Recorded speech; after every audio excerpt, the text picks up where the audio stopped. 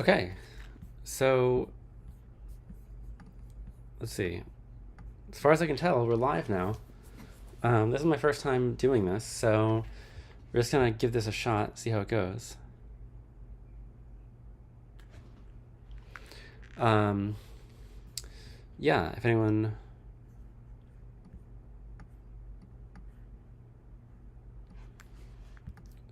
Hold on.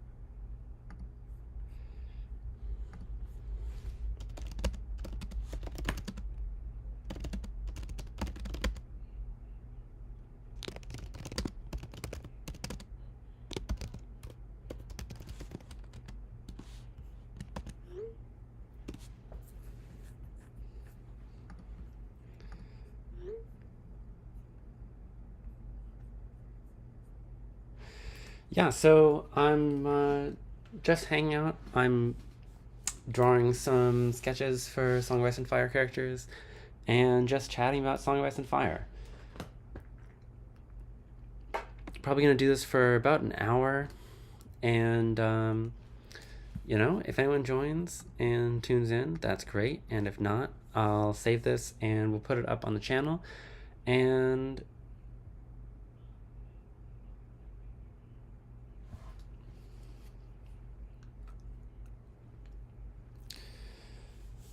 and then we'll have it as, you know, as my record of whatever I'm doing here. So I'm working right now on my first video assets, basically. I'm kind of thinking like I want to, you know, I have this idea for a series of videos. I've been publishing a series of essays on my WordPress, and I think I'm going to turn them into videos, but, you know, in order to do that, I want to have some original sketches of these people. So it's kind of where we're at right now. This right now I'm working on is Theon Greyjoy, because, well, because he's kind of a central figure, and he's very important to me. I mean, he's just important in general. I mean, the funny thing about Theon is, like, he is such a despicable character, ultimately, right? But he's so interesting and relatable. That's the trouble. I feel like I've heard that George Martin doesn't love him as a character, like is surprised at how popular he's become, but I don't know what's so surprising, because I mean, he really is, like,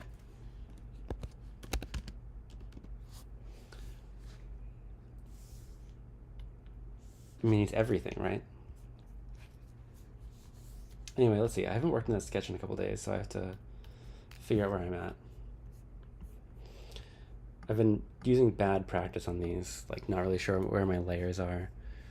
But we're just sketching some stuff out, so it's not so big of a deal. The thing with the Greyjoys in general is I kind of want to give them those strong noses that they deserve. And then, let's see, who have I got going on here otherwise? I have this Wyman Manderley sketch. I feel like this is pretty okay for now. It might need some work, but, you know, we're just doing some sketches.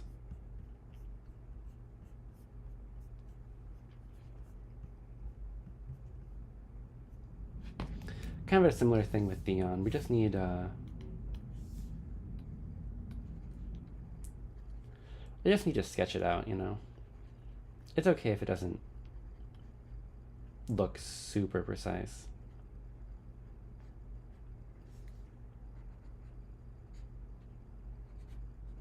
Just using these as I'm just using these as little paper dolls for me to play with. Once I start actually shooting things, by which I mean, producing a video. Yeah, I think that's about good. We'll start filling in some details here. Let's see. I want to make that a little more opaque. So I was thinking about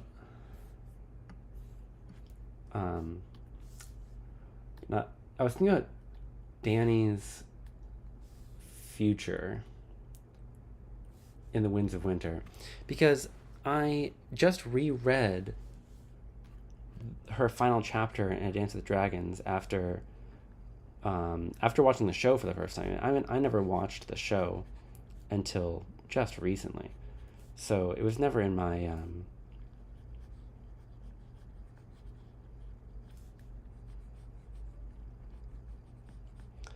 it was never in my mind when I read it the first time. And then, I guess because I wasn't paying attention to it, like, I just let that idea of the show become, like, my idea of what I thought Dany's future was going to be. But that's so not the case. Like, the show has Dany... At the end of the show, like, Dany is, like... Or not the end of the show. Sorry, not the end of the show. At the end of the book, where the show is at in the books, Oh, I just messed this whole thing up. Hold on, I have to go all the way back. I've been painting on an old layer. Easy mistake.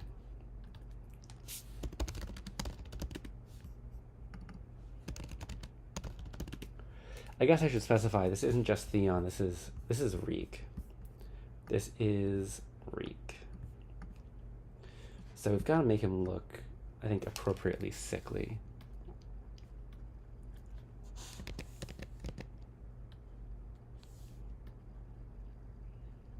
I mean, that's a pretty good color for him, I think.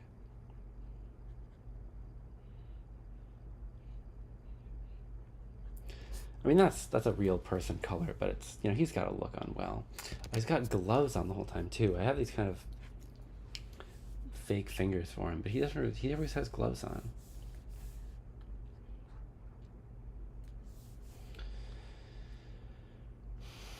But, so where the book cuts off, where Dance cuts off, I guess in the show that would have been, like, season 5 or 6. I forget what it is now. But, in the show... Dany gets, like, carried off by a Khalasar because she's, like, helpless in the Dothraki Sea. But that is so not the case in the books. Like, I just took for granted that, like, oh, like, maybe it was a similar situation. And it's just so not. Dany is, like, with Drogon. And not only that, the Khalasar that finds her is, I have to look. I think it's Khal Jocko. And he's such a villain in the first book to Dany. Like, it just seems like it's perfectly set up to have Dany, kind of come out guns blazing. We'll start Winds of Winter, and she's going to have, like, used Drogon to kill Khal Jocko and then become, like... Well, okay, what I want to have happen is, we have the resolution of that moment, is that she uses her Drogon, kills Khal Jocko, becomes head of that new Khalasar, and then goes back to face Dothraki on her own. Because we see her, because the show didn't know what to do with her at that point. But in the book, we see her think about the Dothraki when she has that moment of, to go forward, I must go back. Quaithe, as a starry apparition, comes back into her life, and or she visions Quaithe as this, it's this apparition in the night sky. I mean, who knows if that's how glass candles work, or if it's totally hallucination, or both, or neither. I don't know. And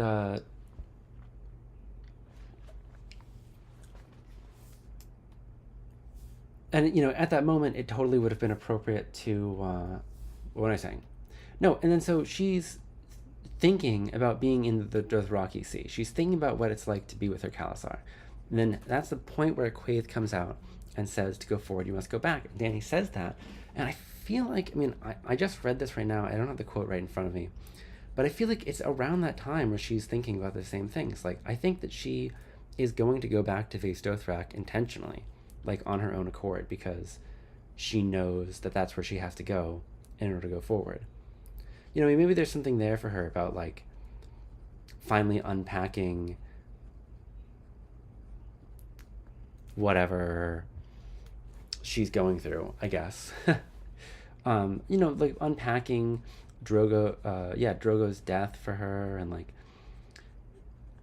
what the Dothraki mean to her.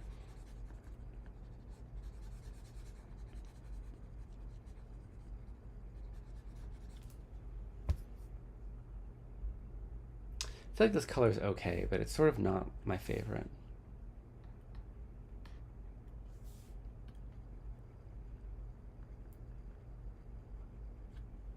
I guess what I really should do is go back and like double check what. There'd be a big conflict brewing if she goes there, with her being a Khale's widow. Yeah, I know. And she thinks about that when she's, yeah, I mean, I completely agree. And she thinks about that when she's there. She says, what was the phrase? The phrase is something like, where the good Khaleesi's go after their Khals die, because she knows that like she's supposed to have gone back to Vaes Dothrak and then didn't. And I guess that would be the struggle for her, is like, how does, if we do have her go back, how do you make it like a moment of real agency for her, instead of seeming like she's going back like a good Khaleesi, like what she says at that time.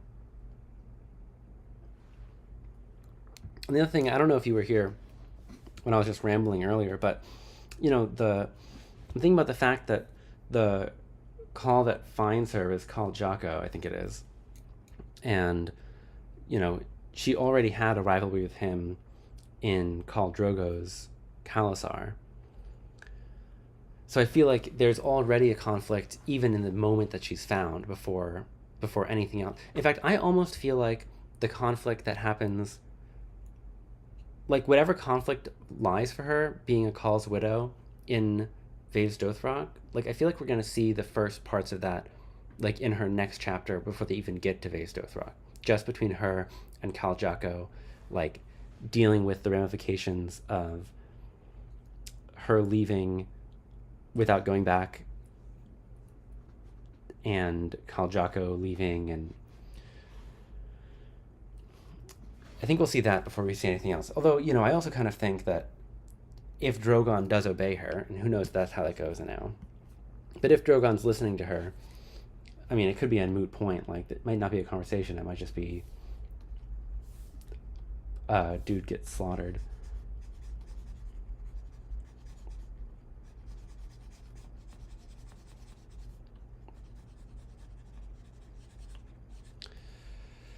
We struggle between duty and doing what she thinks is right. Well, and what do you think would be the... I'm curious which one of those things you think is which, because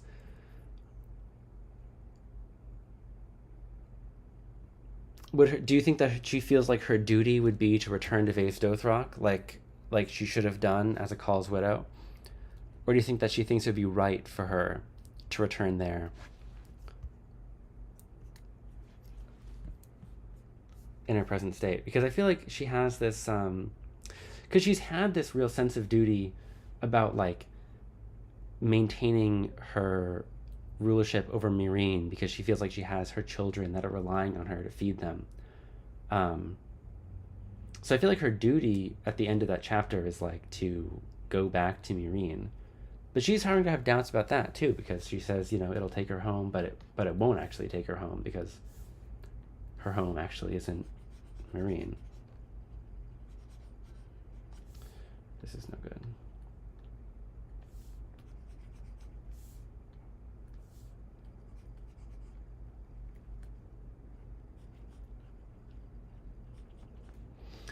So I wonder if that's like,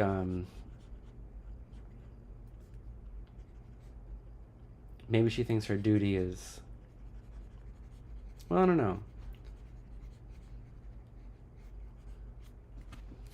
I mean, I think that she has a real issue with, I don't love how these colors are going. I think that she has a real issue with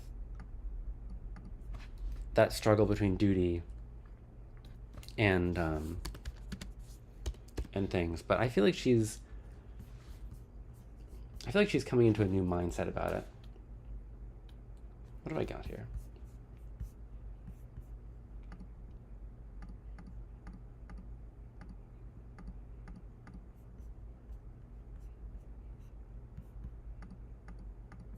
Okay, yeah, that's fine.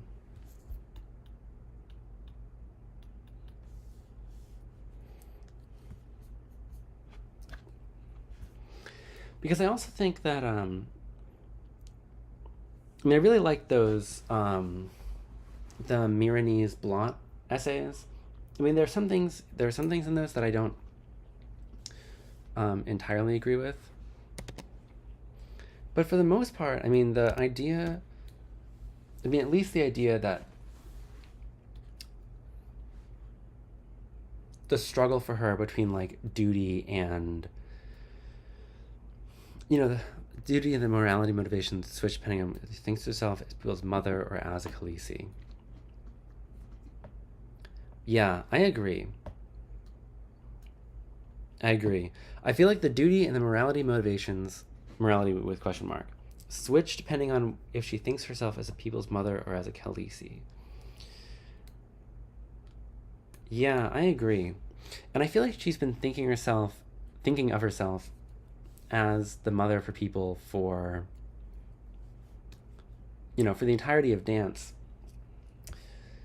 And I feel like it seems to me that at the end, in Daenerys 10, she's starting to question that, whether or not she thinks that's actually good for her. She's thinking like, because I was saying the Miranese blot essays, man, I like those because they have that detail about Dario representing this kind of agency that, like, only men with no responsibilities can have, versus I guess, like, Hisdar on the other hand representing this thing that she doesn't want, but that she feels like she kind of has to have because she feels like it's her responsibility to have it.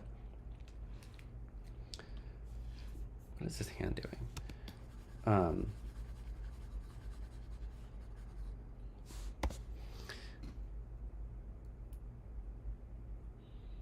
And I feel like there's this interesting moment in Daenerys 10 where she is eating the, like, charred flesh of the horse after Drogon's eating it, and she's thinking to herself, like, in Meereen I was a queen eating fine foods, and, like, what would Hisdar think of me right now? He'd probably be shocked, but not Dario. Dario would just join me like this. I feel like she's thinking that she wants to come into her own in the kind of way that that only someone who just did what they wanted could do. Yeah, I mean, I don't know if this is how it's going to go, but I feel like we're going to see a switch from feeling like she has to be responsible for everyone towards being, you have to take certain risks. You have to let certain things go.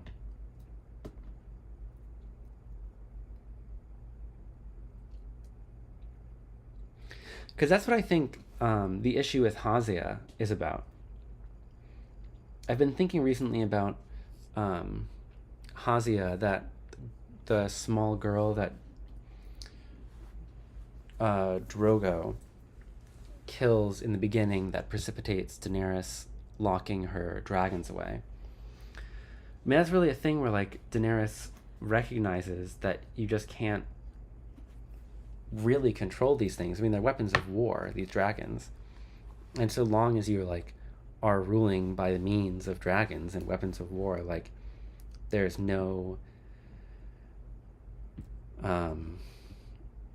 that kind of, there's no way to avoid the death of innocence as long as you have war, I guess, is I think what part of Hazaya is. And Daenerys spends the entire book really avoiding war because she wants to avoid the death of innocence. But here she is now, like stranded with no one but Drogon. And I think it's gonna be really different. I mean, it's just really different context. I mean, she doesn't have anyone else with her to look after. She only has herself.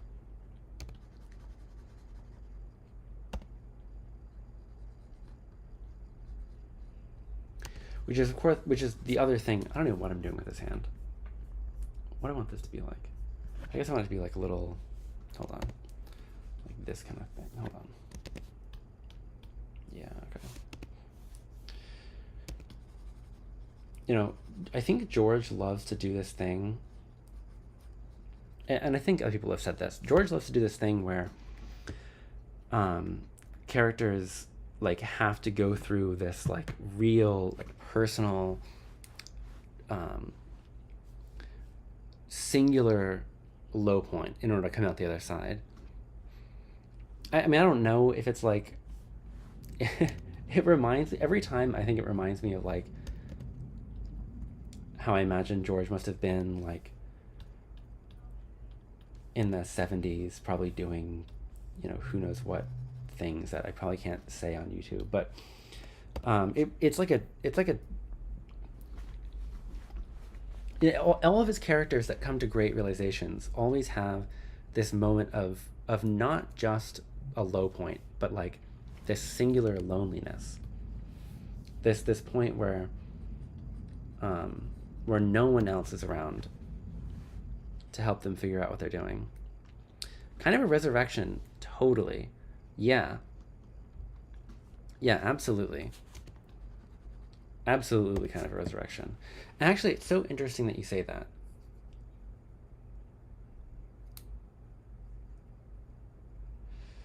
Ooh, it's kind of resurrection is so right. You know, I think Dany is having her resurrection now because this is the first time ever that she's been alone. Yes, their big Jesus staying 3 days alone in his grave. Absolutely. Yeah. You know, and for Dany, this is the first time that she's like alone. But I feel like it's so funny that you say resurrection because obviously because of Jon Snow, right? Like he can never get alone time because he's in the Night's Watch the whole time. He's always with his black brothers. And so how do you get, I mean, genuinely, how do you get Jon alone once you make him Lord Commander? And I feel like you have the answer here. You just kill him. You actually literally resurrect him. I mean, Dany has the relative luxury of having a dragon come and whisk her away.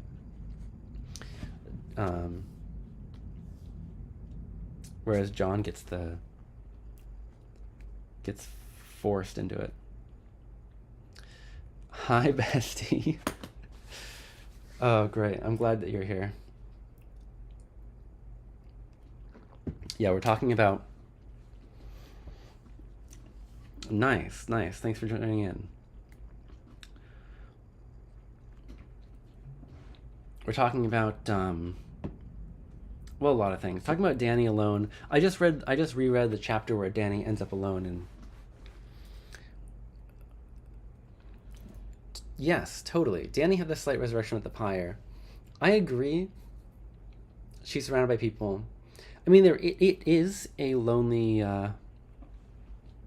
it is a lonely part because...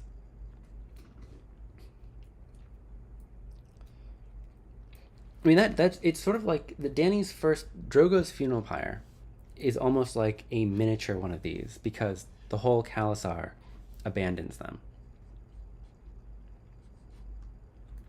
But it's not like a true But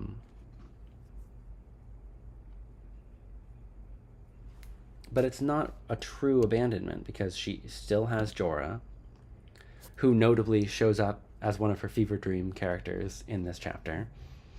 She still has, you know, and that's also when she collects kind of the beginning of her children that she carries with her and feels responsible for the rest of all time.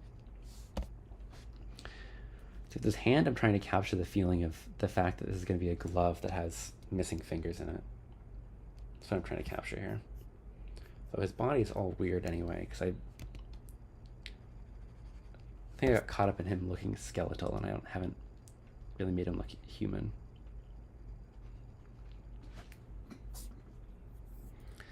But it's more like she switches from one role to another and not her finding herself. Totally. Yeah. Yeah, because she's still not alone. She like still has all these people around. And if anything, she takes on more responsibility because of that. But instead, we have to have this moment. And it's so funny you say resurrection, too, because everyone in Meereen, meanwhile, is like kind of quietly believing that she's dead. I mean, no one can actually say it because the collective belief in Dany is the only thing that's keeping everyone from killing each other. So no one's going to actually say, well, no one who wants peace is actually going to say Dany's dead.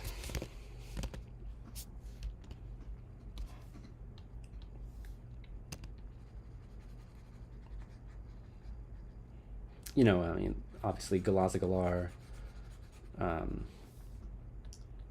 of tries to convince Barristan that Dany's dead, but I kind of don't trust her entirely. And so you need this moment where everyone starts to wonder if she's actually dead, and she gets to have her moment to herself finally, and find out what she wants. That's separate from the sense of duty that she has towards the people. And it's such a funny thing to say that, because I think that, like, obviously Dany's motivations, and this is the thing that's so cool about George, I guess, isn't it? Because Dany's motivations are, like, unequivocally good. Like, there's no argument that, like, what she wants is not just the best thing. You know, she wants freedom for people, and she wants peace. And, like, how could you argue against that? I mean, how could you say, like, that's not a good thing? But she needs to have a break from taking these kind of responsibilities onto herself in order to figure out, like, how to actually do it. Because the way that she's doing it in Meereen is clearly, obviously, I mean, she's not satisfied. And neither am I, as a reader.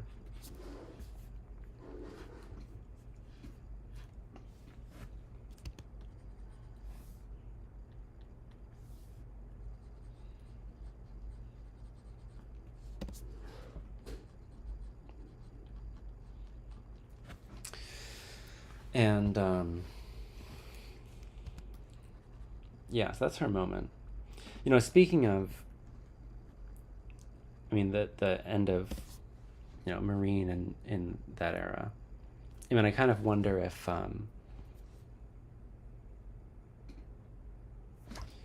what the actual, I mean, I kind of wonder how she's going to return to that, because I feel like, I mean, not to say that she's going to go to Vaes Dothrak, because I don't want to treat the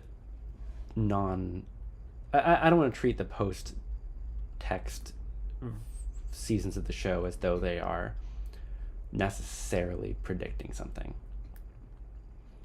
But I think it's fair to say that there's enough clues that she's going to... Well, it would make sense. I guess she had so many responsibilities so soon without knowing yet her moral limits, so she's an idealist getting more and more disillusioned. Yeah, I think there's something to that. And I think that I think that George Martin likes to likes to play up those moments. I mean, I think he has a lot of I think George R.R. Martin is probably at one point was an idealist who got deeply disillusioned um, and now is making us all deal with it. I think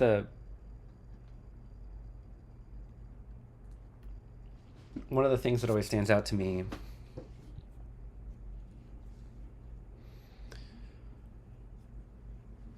GRRM likes a broken flower moment like with Sansa. Yeah, totally.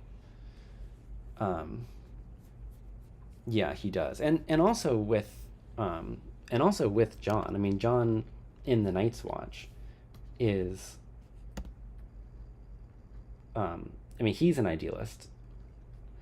And he kind of never personally faces it the way that Sansa has to face these things in order to survive. Jon and Dany have the power, once Jon becomes Lord Commander, so they don't necessarily have to face these things right away. But at the same time, Dany does have to face it eventually because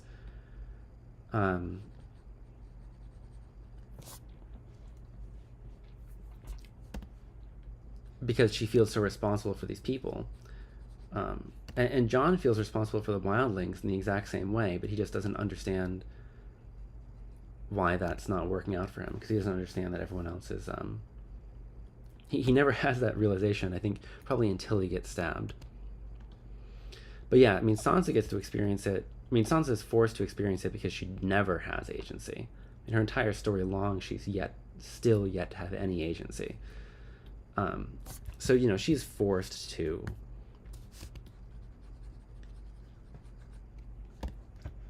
reckon with that. She's forced to learn that lesson because there's just no other option. And even still, it goes, it's slow going for her because, because she doesn't even, because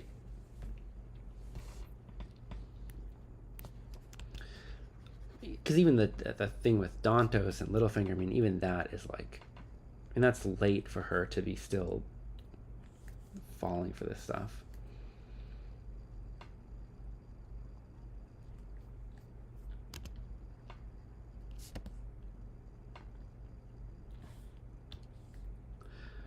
But it's also not, because,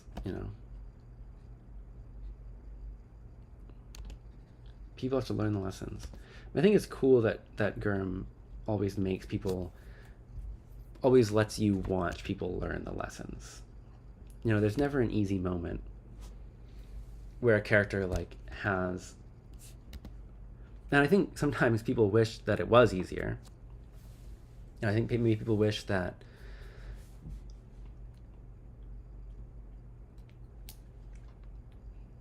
you see one of these characters struggling and you're kind of just do the, just realize, just stop being stupid. But he really makes you watch these train wrecks happen. I was saying I've just been rereading Dance with Dragons, and I really feel like once you get to the last third of that book, it's all just characters digging their own graves. It's so easy to just see how all of these, how Daenerys is just making these wrong decisions. Jon doesn't see why no one likes his policies. Bran, I think that whatever is in charge in that cave doesn't have the best intentions for Bran. So you're watching, Bran kind of walk into this dungeon I don't know if he's going to get out of.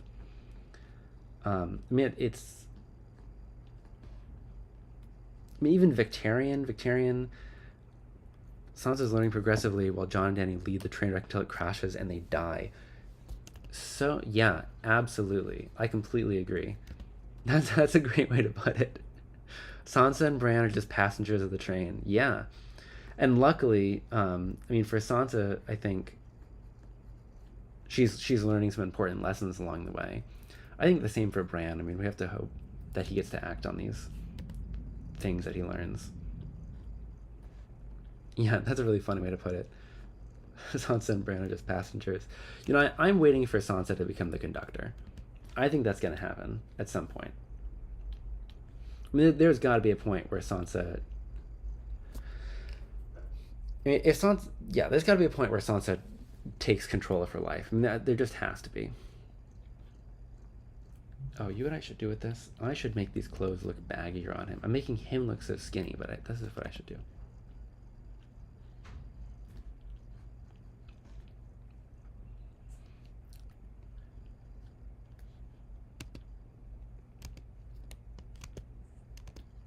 Yeah, Sansa and Bran are just passengers in the train. So true. That's funny.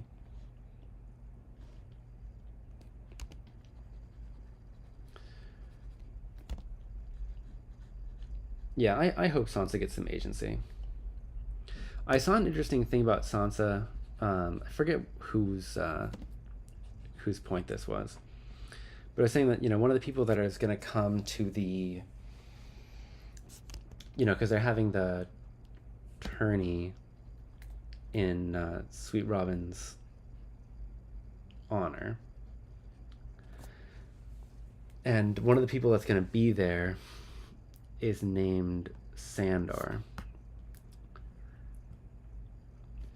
And, you know, I saw someone pointing out, you know, Sansa's been obsessed with Sandor Clegane, you know, is seeing a different person named Sandor there going to trigger something, awaken something in her, I guess. I think it's an interesting idea. I'm not saying that's going to be what it takes to get her to advocate for herself, but it'll be interesting to see.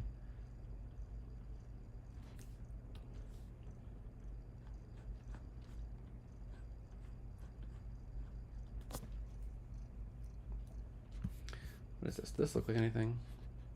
Yeah, that's something, I guess.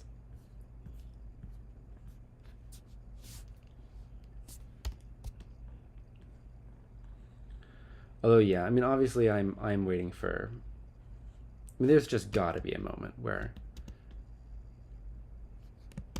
There has just got to be a moment where Sansa wrests control from Littlefinger, and in that chapter, she had started to play the game, but still under Littlefinger's orders. Totally. But she's learning. Yeah. Yeah, she is learning. And it's interesting to see. I mean, it's an interesting line to ride.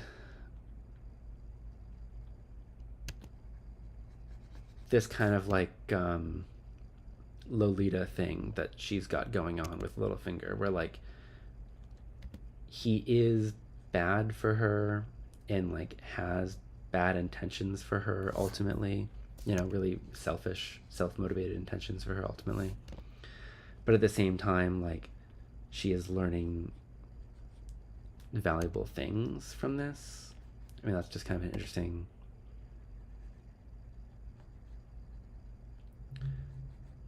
dynamic to do, actually.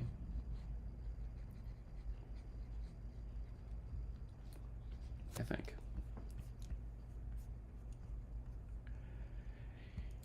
All right, you know, I've been overworking this because I'm not thinking. I feel like this is good enough for now.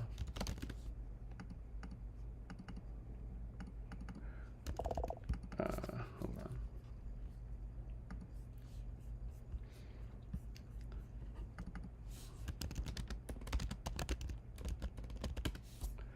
Okay. Let's do a different character. Who else is on my docket here? See, I have this Bran sketch. This Reek sketch.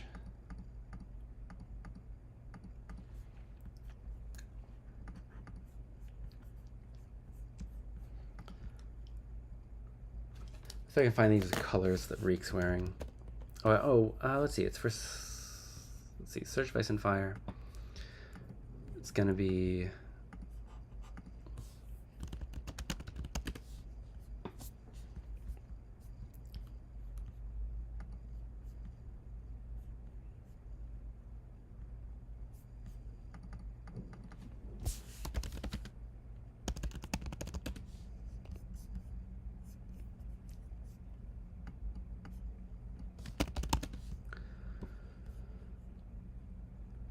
okay, yeah, here we go. Black and gold, his cloak pinned to his shoulder by a crude iron kraken that is Smith and Barrington. I didn't draw the kraken.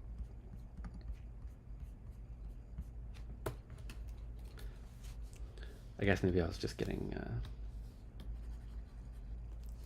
lazy with it.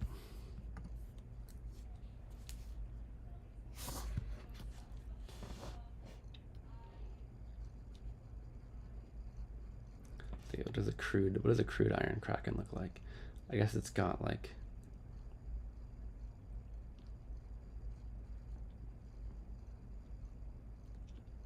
that's pretty good. You know, one thing that it's a crude kraken, it's a kind of a jellyfish. Yeah, totally. I don't even know.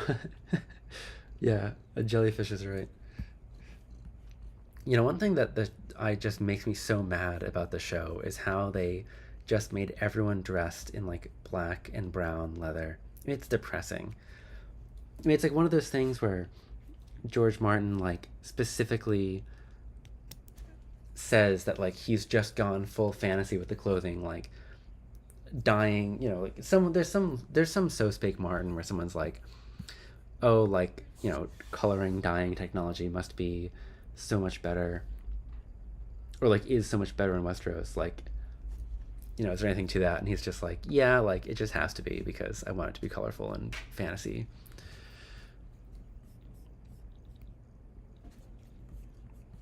All right, so all we have on this outfit is that he's wearing black and gold.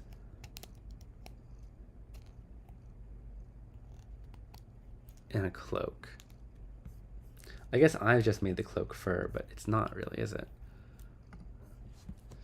Fur is probably too good for Reek at this time. Okay, let me change this. This is what I get for starting this sketch a different day than I finish it. I have the details all wrong.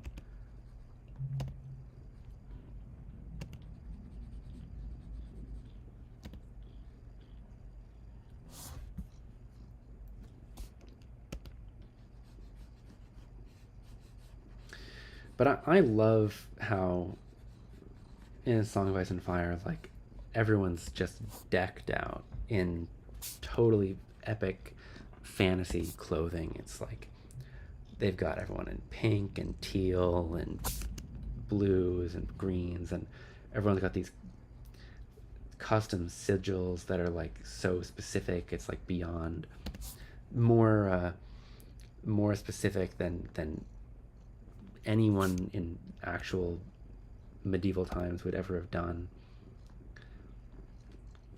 I mean, even just the idea that like you know, like for House Tarly, the idea that like for House Tarly, like everyone who works for the Tarleys has got a uniform version of a striding huntsman, whatever that means. Like, what a great idea. What a funny thing to imagine the logistics of, I suppose.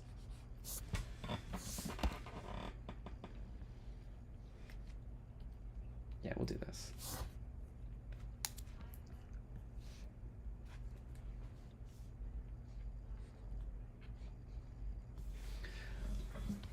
All right, so black and gold, I can just make that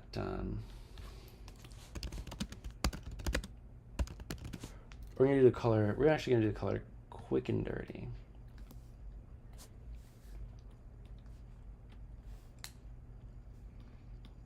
I spent too long in this anyway, so we'll do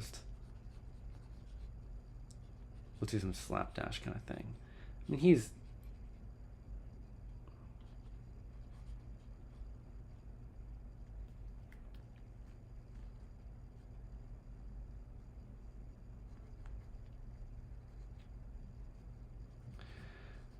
Yeah, I guess this is not a good example of what I was just talking about because, I was saying everyone's dressed to the nines in these crazy colors.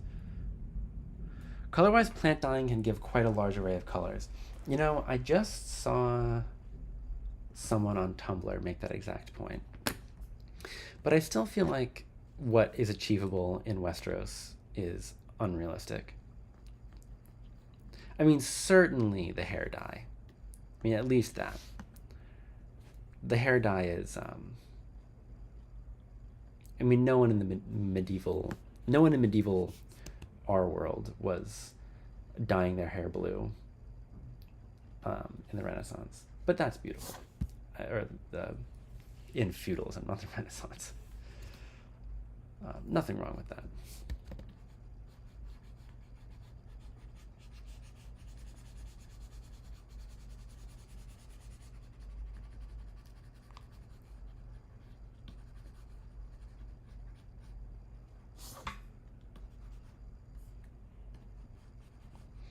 Yeah, color dyeing can do a lot of colors, but it's funny the colors that there are. Like, there's this. I think I saw something about how like difficult black actually is to do dyeing.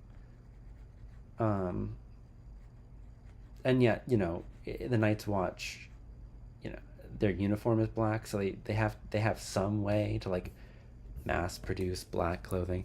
It doesn't bother me at all. Like, I think it's great. The blue is wild, but indigo could be achievable. Yeah, that's right. That's true. Although it would be well, I guess I'm not an expert on this. It's for the drama. Exactly. I don't have an issue with that at all. I think it's great. I mean, I guess I would have to say like my other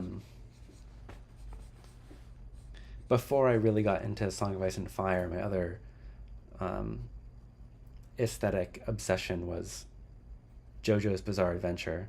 This manga, and they like totally do unrealistic fashion just for the sake of looking real. Like, you just don't have to worry about it being real. It's just like, or not for looking real. Fashion just for the sake of looking good. You don't have to worry about any of it being real. It's just like it looks good, so we do it. I mean, I'm totally. I think that's great. I'm totally down for doing something for the drama. I mean, the Hound having a dog's head helm that like looks like a snarling dog's head, it's aesthetics. It's just exactly.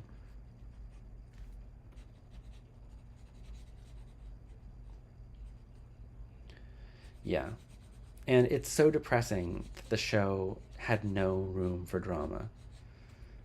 I mean, Dario Naharis, cowards. Cowards they are for not making him have blue hair and a gold tooth and and gold flowers on his cloak. I mean, God, it's incredible. Or it would have been.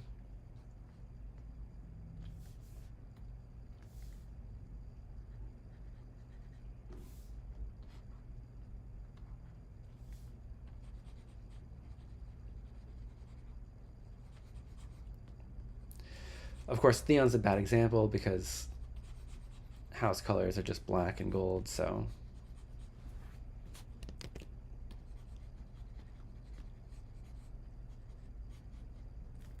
here he is just in black and gold. Whatever.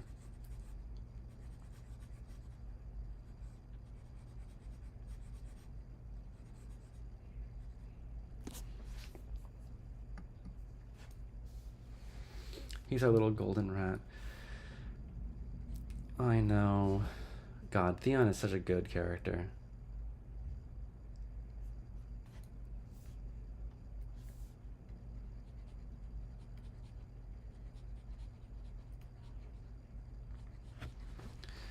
He really is so. I mean, isn't it so funny? I feel like this is. If I ever write something myself someday, I think I really want to take home this lesson. He's trying his best, but his best isn't our best. Well, I was about. That's funny. Well, I was about to say though, like, I mean, I think it's funny that like, you get like the most despicable character. I mean, he just like he's he's driven by like the most selfish ambitions. I mean, it's insecure. He's insecure. He's arrogant. He betrays his closest friends and not chosen, but not family technically, sure, but like, and yet I feel like he turns out to be a character that's just really relatable, kind of. I mean, obviously, like, like you said, his best isn't that good. It's not our best.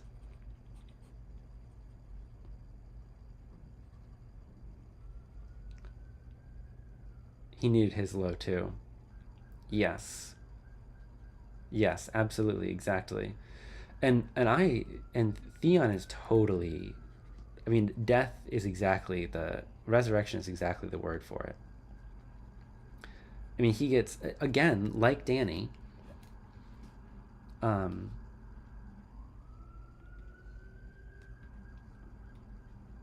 people believe he's dead at first and then find out that he's not.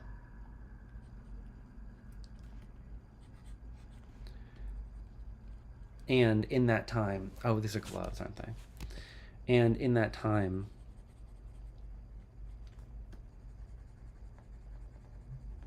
he was in his grave dungeon for several days. Yeah. Yeah. And then what I love about it with Theon is that he comes back and he's Reek. And then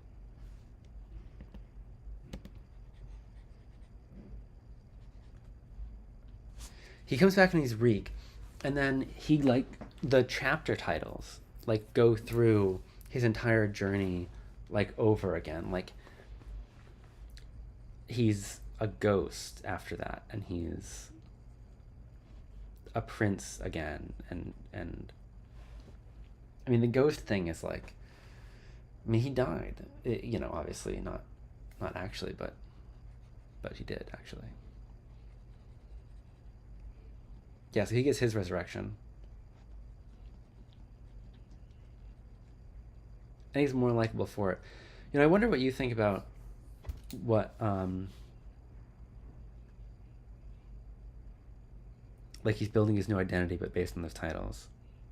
Yeah, yeah. Yeah, I totally agree. I wonder what you think about, this is good enough. I wonder what you think about what happens next for Theon, because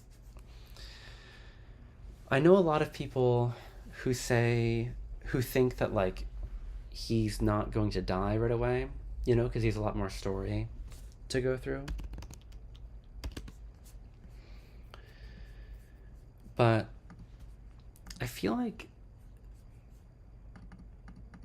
it's not as much as I feel like he doesn't have as much story left as people think. I was just talking to some people on Discord about this,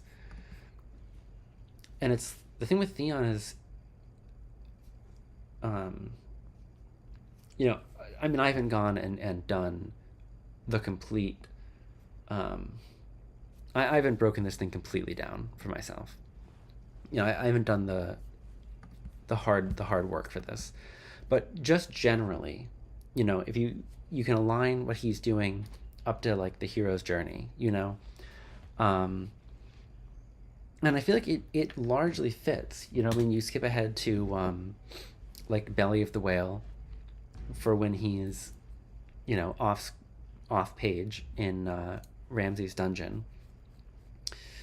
And then you have the Road of Trials, which I think is Reek 1, 2, and 3. Which is 3, which is what the Joseph Campbell says you get for the Road of Trials. So he does his 3 trials in Reek 1, 2, and 3. And then he has... what comes next in that? Hold on, I was just talking about this. Hero's Journey. Well, so then you have, here we go, what is it?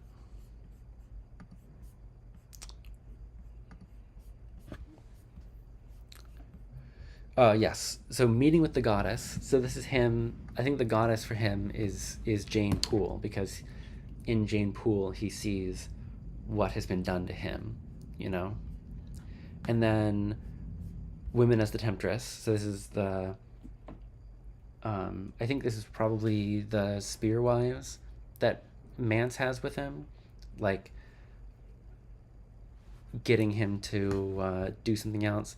Then you already have, I mean, atonement with the father or abyss. I mean, I think this is his moment where the weirwood says his name. I mean, this is the point where he atones. I mean, if you at this point now we think like the weirwood saying his name is probably actually Bran.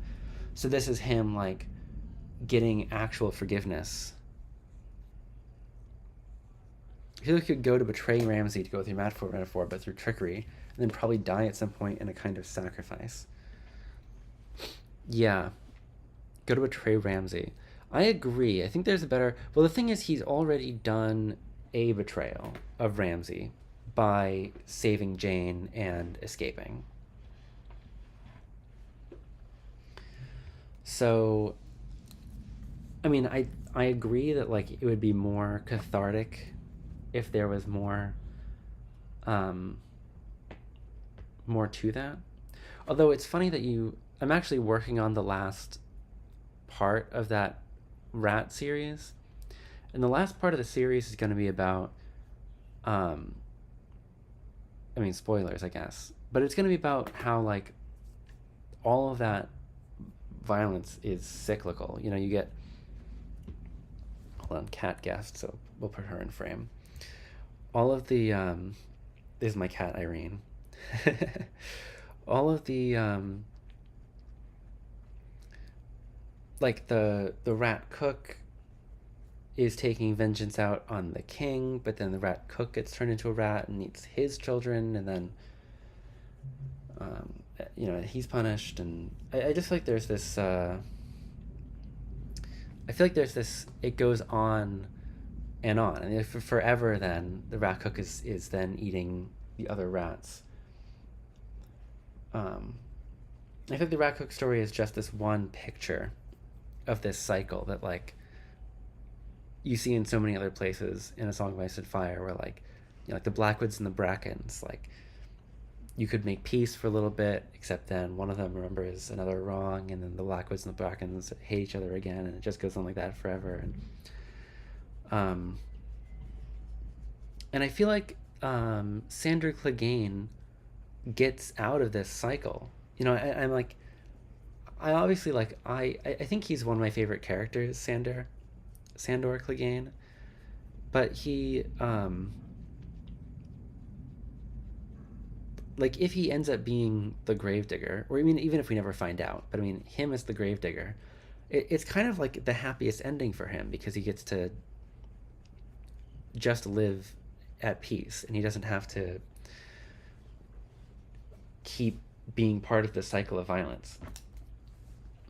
And as much as I think it would be really cathartic for Reek to like get back at Ramsay in like some much more major way, like I do kind of want for him the ability to not have that on his shoulders. You know, like he's done his only to get out of the cycle is to reinvent your entire identity. Yeah, I think that's yeah, totally. I mean, it's another rebirth, right? I mean, Sandor Clegane, I mean, that's another resurrection right there. I mean, the Hound, I mean, I say this in the thing, but the Hound dies, but Sandor doesn't necessarily. I mean, this is kind of what I think is the problem. This is what I think is the problem with Meereen also, is that I think Dany got trapped in a cycle of, you know, she wanted peace because she didn't think that she could just reinvent it all from the ground up. And I think what she needs to do is break it all, basically, and start over.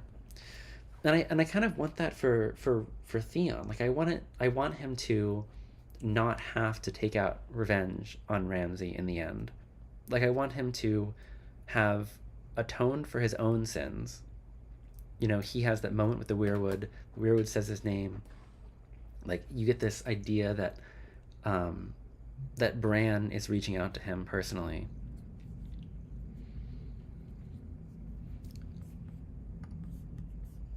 And that's kind of his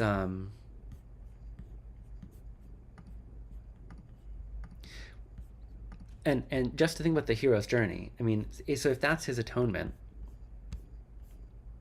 I mean, then after that you have like apotheosis, ultimate boon, what you come here to get. I don't know what Theon has gone on this journey to get exactly. But I do think it's, I mean, I do think we're close to the end of Theon's path. I mean, I think Theon could actually die soon, and we would but you're right. I mean, if there was a more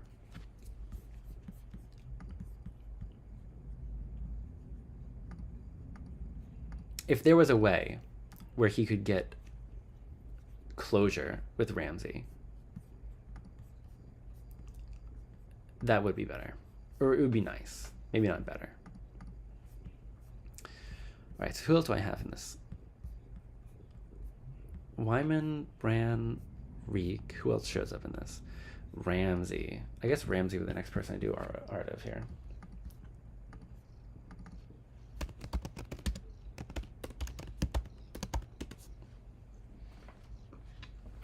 Irene. Not on the drawing tablet.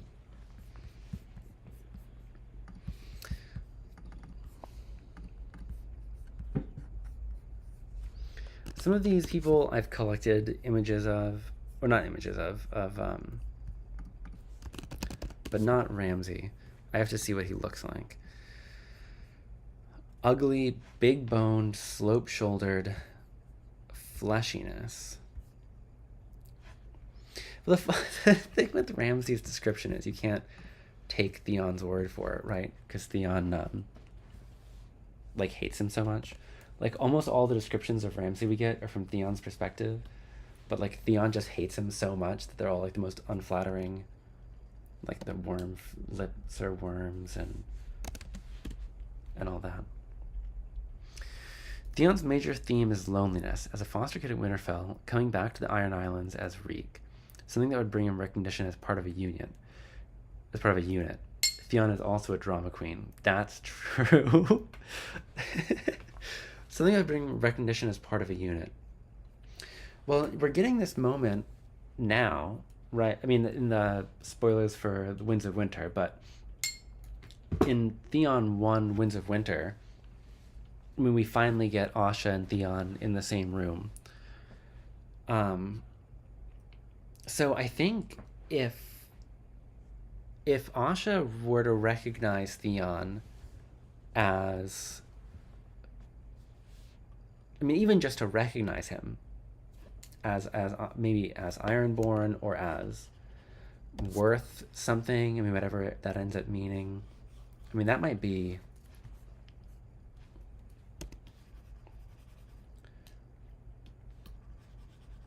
something in and of itself.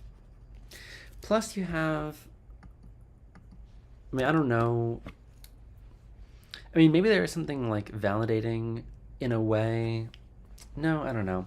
The other thing with Theon's arc is that there is that, like, real setup for him to have been, like, Asha really is sold in this idea that Theon is going to be the answer to dethroning Euron, because he's just like that other Ironborn prince who was absent for the King's Moot and therefore made it invalid. But I do kind of unfortunately feel like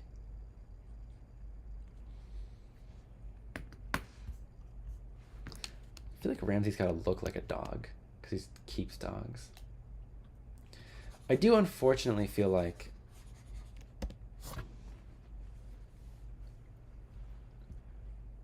maybe because Asha is kind of pinning her hopes a little bit on the idea that Theon was absent and will invalidate the King's Moot, that like maybe what that's going to mean is that Theon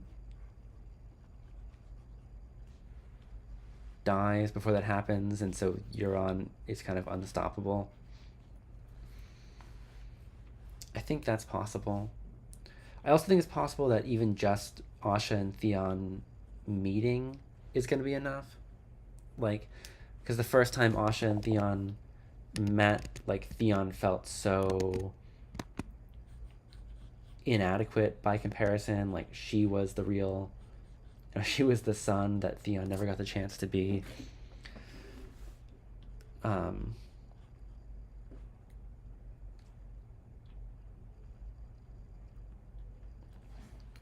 So it would be good. It's like good to have her. I mean, let's see. So what? Like, so in Theon, in the Winds of Winter Theon chapter, Asha comes in and she requests that Stannis not burn Theon, but to cut his head off in front of the weirwood. Which is one of those things where it's like, is that for a reason? Like, does she have something in the works there where she thinks that she can achieve something? I don't know.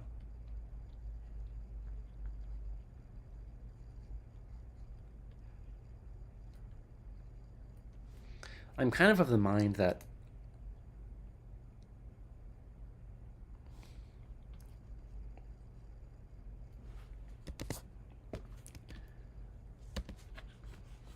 well, I don't know. I'm kind of the mind that Theon is gonna die there at Stannis' camp now that he's reunited with Asha.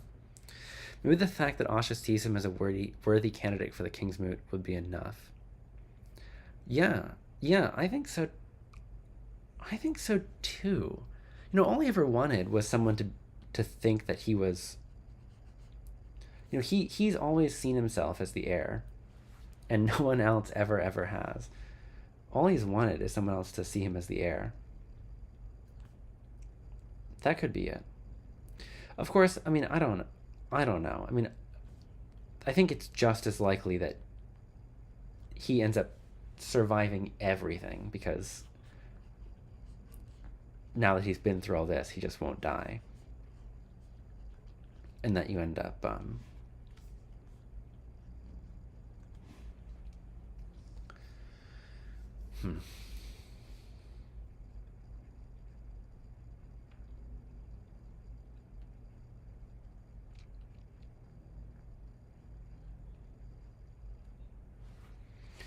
and that he ends up he survives because he has those rad survival skills. Yeah. No, I mean, you're right. He's always gonna. Well, except rats survive because they have somewhere to hide. You know, I mean, right now he's caught in Stannis's thing, but there might be a way out. I mean, I don't know what Stannis has planned. Obviously, I like the night lamp theory, but it's hard to say who's burning. I've seen someone say that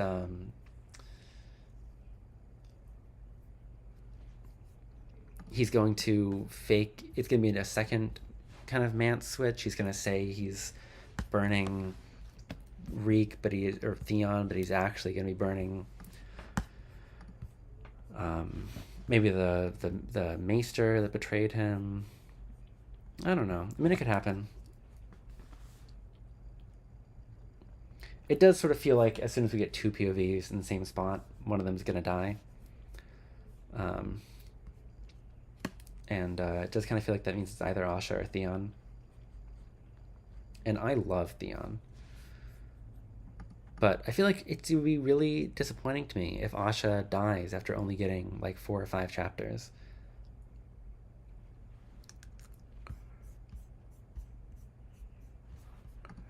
I got these eyes wrong. He has a broad nose but close set eyes. So I guess his eyes must just be right inside of hers.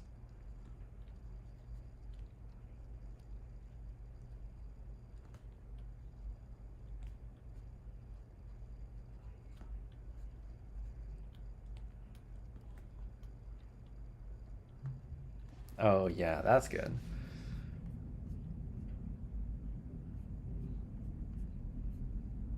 Oh, and I forgot he has a... Speaking of drama queens, I forgot that Ramsay has one earring.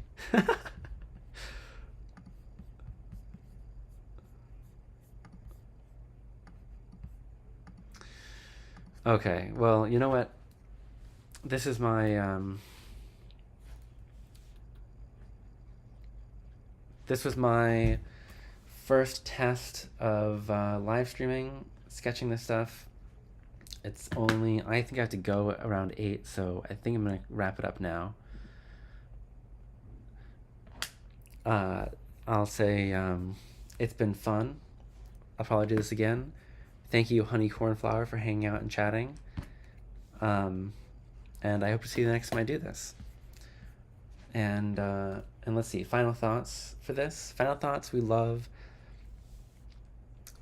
Reek, we love Theon. And